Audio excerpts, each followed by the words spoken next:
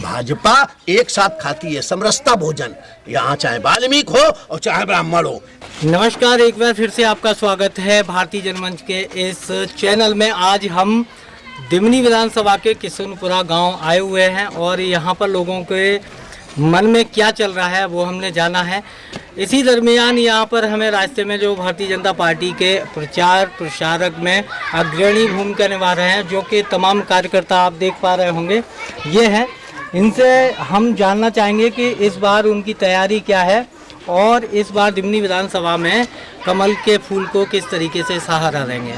सबसे पहले यहाँ पर जो हैं वो शायद उत्तर प्रदेश के जो विधायक जी हैं, शुभ नाम क्या है सर? रघुनंदन सिंह भदौरिया, पूर्व विधायक कानपुर का। चलिए भदौरिया जी, क्या चुनौतियां हैं आप इस बार दिमनी विधानसभा में और उन चुनौतियों को किस तरीके से आप फेस करेंगे? देखिए, चुनौतियां कोई नहीं है, क्योंकि भारतीय जनता पार्टी 365 दिन काम करती है।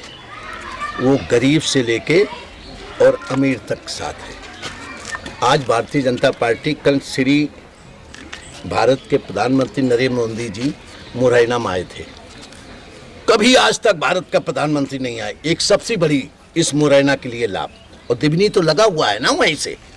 और सबसे बड़ी बात है कि मोदी जी ने क्या कहा कि मैं गरीब का बेटा था, और गरीब का जब बेटा होता, कहते ने जाके गई ना हो पीर पराई, का जाने वो दर्द पराई। तो मोदी जी जब प्रधानमंत्री बने, पहले कौन बनता था? सिगरेट पीने वाला। कौन थे? जवाहरलाल नेहरू।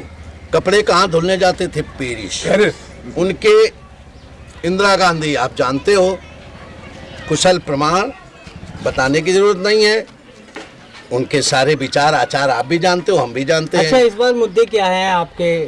देखिए सबसे बड़ी मुद्दा है कि हम गरीबों के उन तक पहुंचे जिन गरीबों को अभी भी कुछ बाकी है। हमारे एकाध माधव में पंडित दीनदयाल जी उपाध्याय जी ने कहा था कि पूरा भारत एक हो।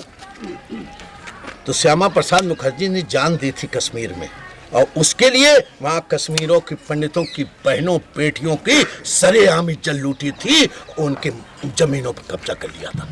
आज भाजपा आई, कश्मीर आज़ाद हो गया। आज भाजपा आई, राम मंदिर बन रहा है।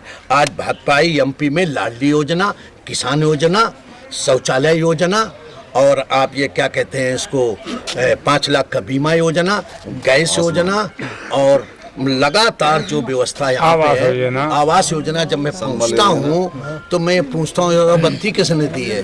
बोले ये तो भाजपा सरकार ने दी है, ये योजनाएं भाजपा सरकार ने दी है, ये सड़कें भाजपा सरकार ने दी। हमने कांग्रेस, बोले कांग्रेस तो वो रहा है जैसे वो पेड़ ठूंठ होती ना, हमने ठूंठ का होती, ठूंठ वो होती जो सूखल लागा थी, न पत्ती होती न कुछ होती, ऐसे खंबे गाड़ देने गए हैं। हमने खंबे कहाँ है? वो कौनो अपने घर में लगाए, कौनो छपरा में लगाए।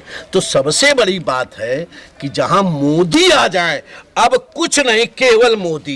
कोई चुनाव नहीं लड़ रहा है, मोदी चुनाव लड़ रहे हैं। इस दिमनी विधानसभा से लेके और पूरे ग्वालियर संभाग में मोदी लड़ रहे हैं, पूरे भारत में मोदी लड़ रहे हैं। मोदी जैसा व्यक्ति आज तक मिला है क्या? उसने कहा है। आप पर आरोप भी लगते रहते हैं कि जहां पे आप चुनाव जीत रहे हैं वहां आप मोदी जी का चेहरा सामने ले आते हैं, और जहां चुनाव हार रहे होते हैं, वह जहां पे आप चुनाव जीत रहे होते हैं, वहां पे जो प्रदेश स्तर के लीडर है उनका चेहरा आप फेस कर देते हैं सामने। जहां पे चुनाव हार रहे होते हैं वहां मोदी जी का चेहरा लगा देते हैं। ऐसा क्यों? नहीं, ऐसा नहीं है। आपको ऐसा लग रहा है? देखिए, हमारे शिवराज सिंह चेहरा हैं, हमारे श्री नरेंद्र सिंह तोमर चेहरा हैं, यहाँ श्री BD मिश्रा चेहरा हैं, यहाँ पे इंदौर के वो विजय वर्गीय चेहरा हैं, यहाँ पे कौन कहता चेहरा नहीं है? तो इनमें से सीएम का चेहरा कौन होगा? अब अगर हम यही आपको बता देंगे कि सीएम का चेहरा कौन होता, हमारे यहाँ कमल का फूल वाला चेहरा होता है। हमारी एक जात है, भारतीय जनता पार्टी,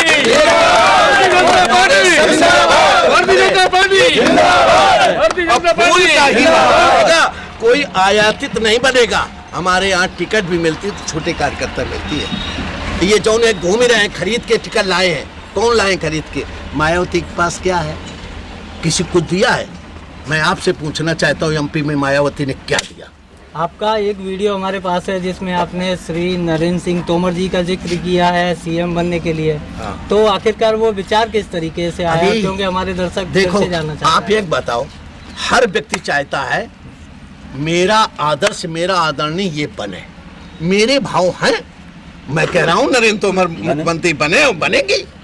नरेंद्र सिंह तोमर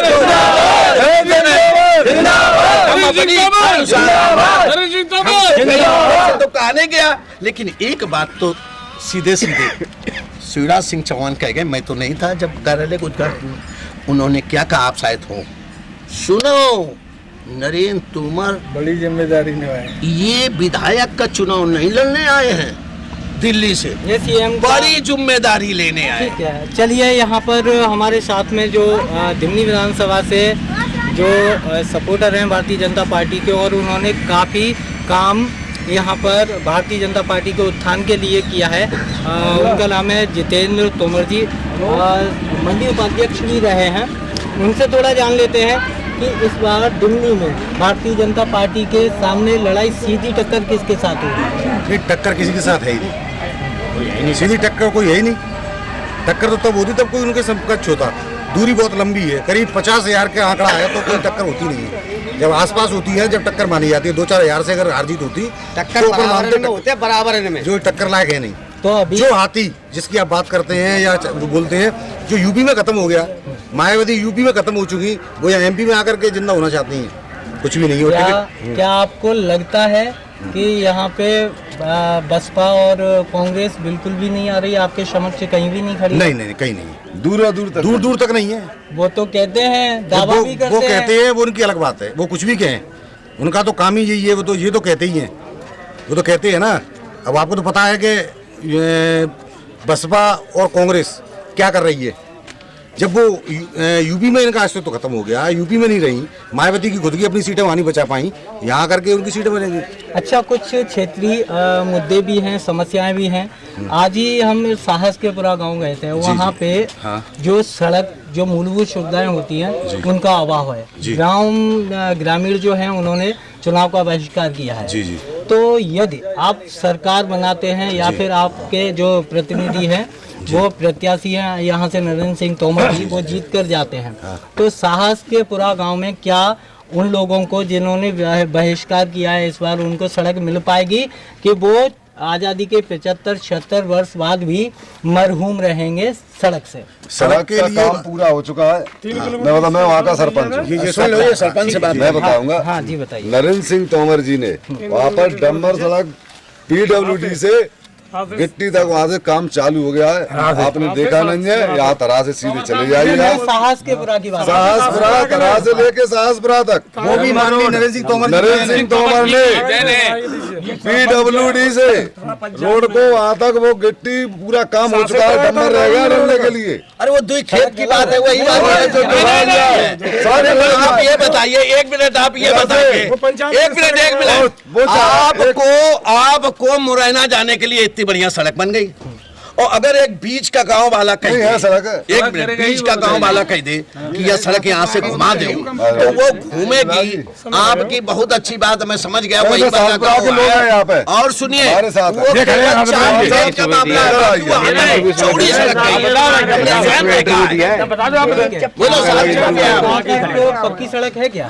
पूरी पक्की है, जुड़वाना चाहते हैं। चलिए, बहुत अच्छी बात है। देखिए, कहीं ना कहीं भारतीय जनता पार्टी जो है उसने काम तो किया है, लेकिन हो सकता है ग्रामीण जो हैं उनकी और भी कुछ अपेक्षाएं हों, हो सकता है उन अपेक्षाओं की वजह से उन्होंने ये चुनाव का बहिष्कार किया। अच्छा, एक चीज़ और जान लेते हैं, जिस तरीके से इस बार वचन पत्र जो जारी हुआ है कांग्रेस का, तो क्या कांग्रेस के वचन पत्र, आप तो ये नहीं समझ रहे कि कांग्रेस के वचन पत्र की अपेक्षा हमारा वचन पत्र थोड़ा कमजोर है? एक बात बताइए, जिसको केवल बोलना है, जिसको केवल कहना है, जिसको करने नहीं है। वचन पत्र तो राजीव गांधी आए थे मुरैना में, एक पुल बनाए रहा है, वचन पत्र पूरा कर दिया। कौन किया? भाजपा ने। उनके सारे काम जो हैं, स्वच्छता का महात्मा गांधी वचन विधि तीनों राय ने, आज सब स्वच्छ है भारत, स्वच्छ है स्टेशन, स्वच्छ है अस्पताल।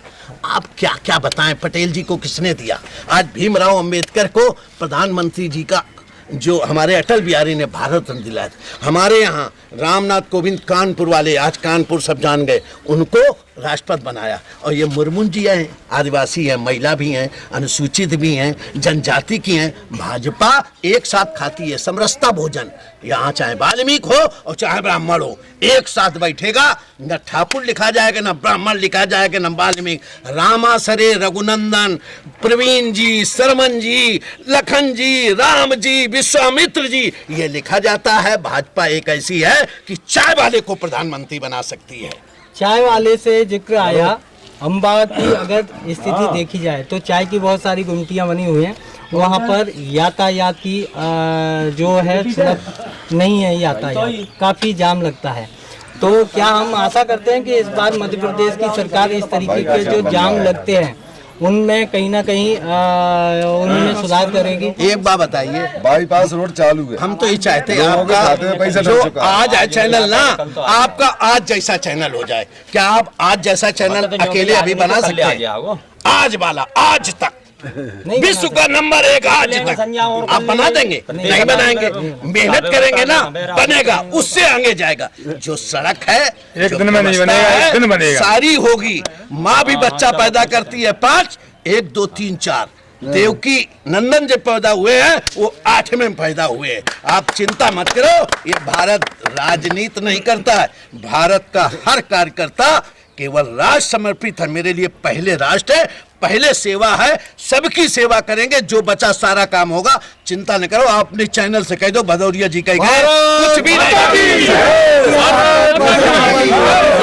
उनसे हमने चर्चा की और उनसे जाना कि इस बार मध्य प्रदेश में किसकी सरकार बनने जा रही है और दिमनी विधानसभा क्षेत्र में किस बार कौन सा दल जीत दर्ज कर रहा है। लेकिन अगर देखा जाए तो यहाँ पर बीजेपी का भारी समर्थन है। ये हम नहीं कह रहे हैं, हम गांव-गांव जा रहे हैं तो वहाँ हमें भी कुछ आभास हो रहा है कि इस बार बीजेपी पार्टी कहीं ना कहीं अब की बार दिमनी में जीत दर्ज करने जा रही है। कैमरा पर्सन आशीष के साथ मैं राकेश तोमर, भारतीय जनमंच, दिमनी।